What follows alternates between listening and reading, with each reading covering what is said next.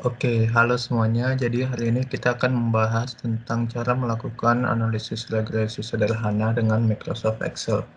Jadi di sini sudah ada soal di mana ada CD dalam persen dan ZN dalam persen, kemudian HG. Di sini kita akan menentukan dengan analisis regresi sederhana mana yang lebih baik untuk memprediksi keberadaan HG sebagai dependent variable. Apakah itu CD atau ZN? Nah, untuk melakukan itu, yang pertama kita lakukan, kita ke data, terus data analisis. Jika kalian belum punya, kalian bisa ke file, terus option. Dari option ke add-ins, terus ini ganti ke Excel add-ins, terus ini analisis toolpath, terus go. Terus kita centang analisis toolpath, terus oke. Habis itu akan muncul di data analisis di sini akan muncul. Nah, kita tekan di data analisis. Kita pilih di sini regression, kemudian di sini untuk input year range kita pilih HG. Ini bisa dua pilihan ya, bisa ambil dengan judulnya atau tidak. Kemudian kita enter, kemudian X, kita pertama CD dulu ya, CD, enter. Nah, karena kita tadi ambil judul, maka kita centang labels.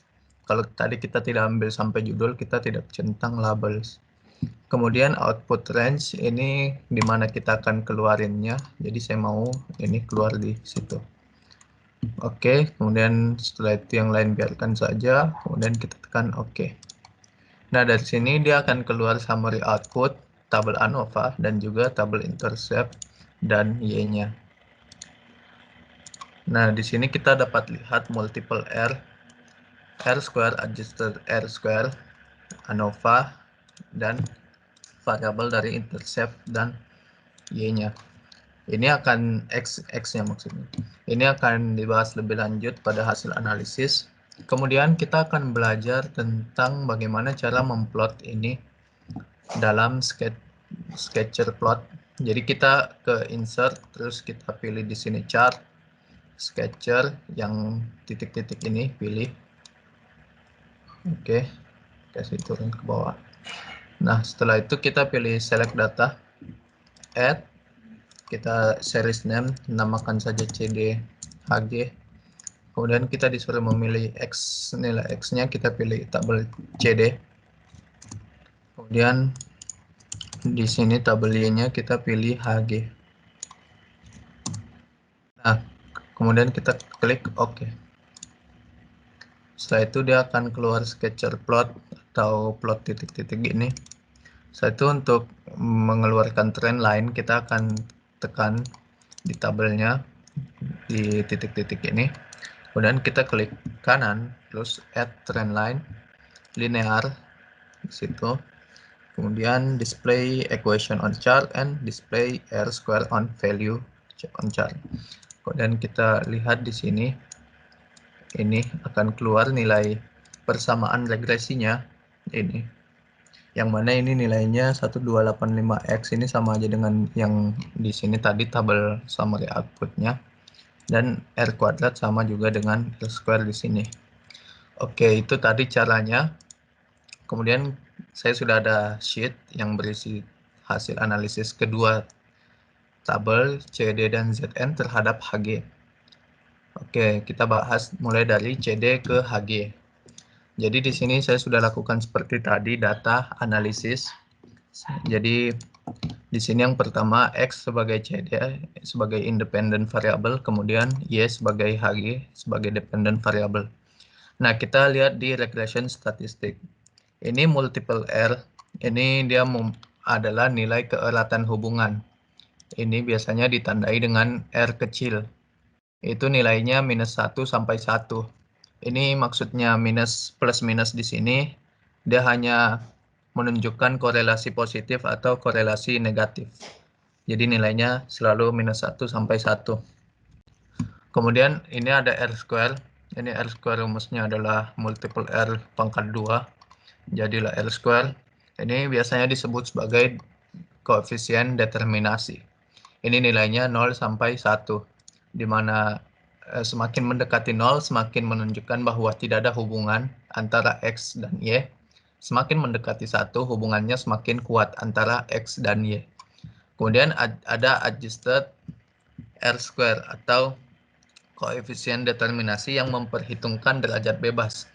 Nah, kita perhatikan bahwa R-square pada rumusnya memiliki banyak kekurangan, sehingga kita membutuhkan suatu persamaan yang lebih mendekati untuk mendapatkan koefisien determinasi yang lebih baik. Kemudian kita lihat di tabel ANOVA, di sini ada significance figure, biasanya disebut sebagai p-value.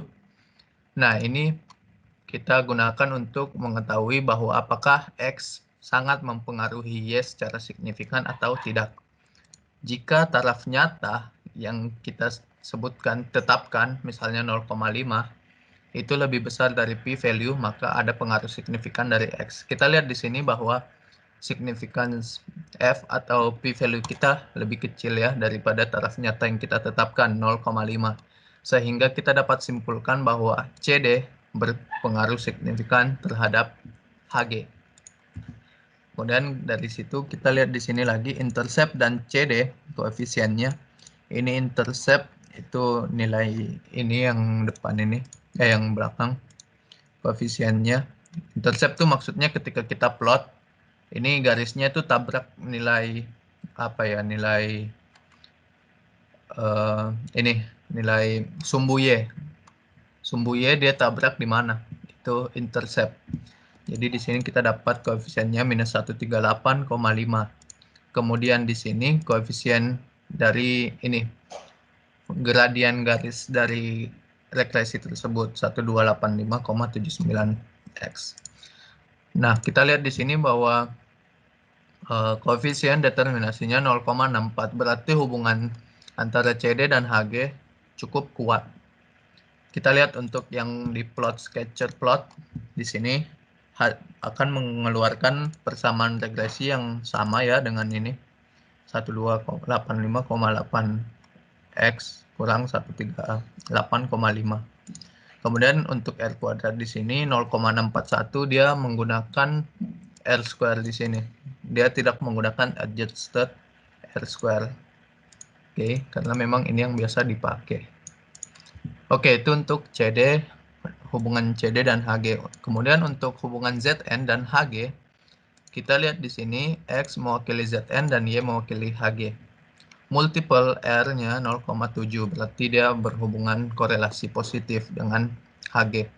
Kemudian R square-nya 0,57, kita perhatikan bahwa R square-nya lebih rendah daripada CD, sehingga kita dapat mengatakan bahwa CD lebih dapat menggambarkan HG dengan lebih baik.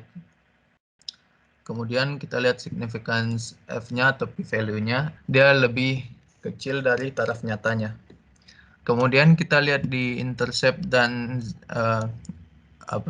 gradiennya, koefisiennya di sini, sehingga dia menghasilkan persamaan regresi seperti ini, yang mana sama aja dengan di sketcher plot 932,34x tambah 181,2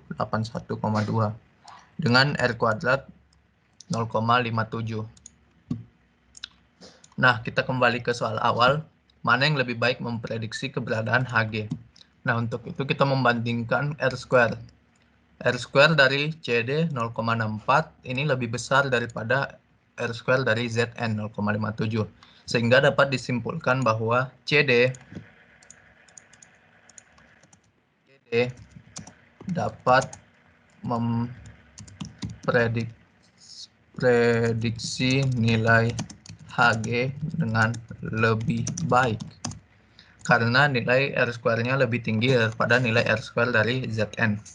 Mungkin sekian yang dapat saya share. Terima kasih.